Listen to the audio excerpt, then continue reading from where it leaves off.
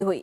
Iran America जंग से जुड़ी हुई बड़ी खबर यह कि प्रधानमंत्री नरेंद्र मोदी की विदेश नीति की बड़ी जीत हुई है। स्ट्रेट ऑफ हॉर्मुज से भारत के जहाज गुजरेंगे। यह बहुत बड़ी जीत है भारत के लिए। तो ईरान ने भारतीय जहाजों को खासतौर पर इजाजत दी है गुजरने के लिए। भारतीय फ्लैग के साथ गुजर पाएंगे मालवाहक जहाज और उसका क्या इंपैक्ट पड़ेगा वो भी हम समझने की कोशिश करेंगे हमारे मेहमानों से। लेकिन फिलहाल बड़ी खबर यह है, विदेश मंत्री एस जयशंकर ने ईरानी विदेश मंत्री से बातचीत की थी।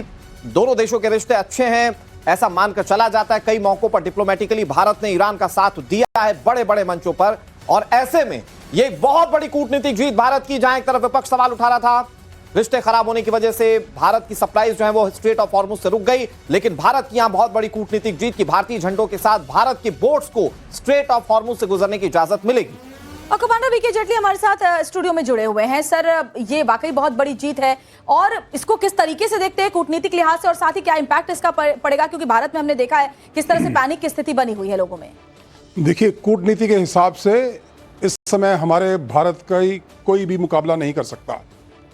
भारत किसी से भी बात कर लेता है, और जो हमारी किसी जमाने में पॉलिसी रही है नॉन अलाइंड जिसको बोलते थे, आजकल हमारी पॉलिसी अलाइंड विद एवरीबॉडी।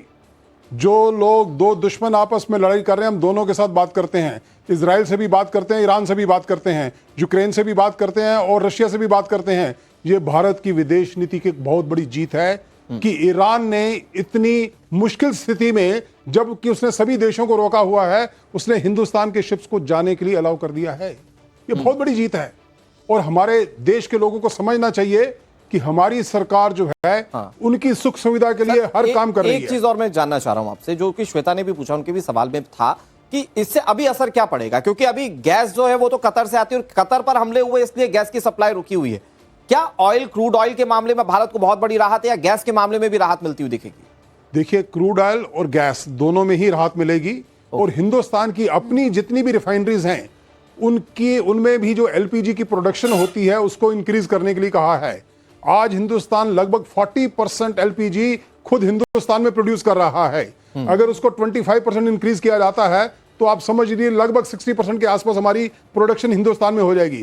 तो हमारी जो इंपोर्ट है वो केवल 40% तक रह जाएगी। सही कह रहे हो। इसलिए प्रधानमंत्री नरेंद्र मोदी ने भी कहा कि आज जो ये आत्मनिर्भर भारत की जो हम बात करते हैं वो पता चल रहा है कि कितनी जरूरी और इस दिशा में बहुत तेजी के साथ काम आगे बढ़ेगा। बिल्कुल।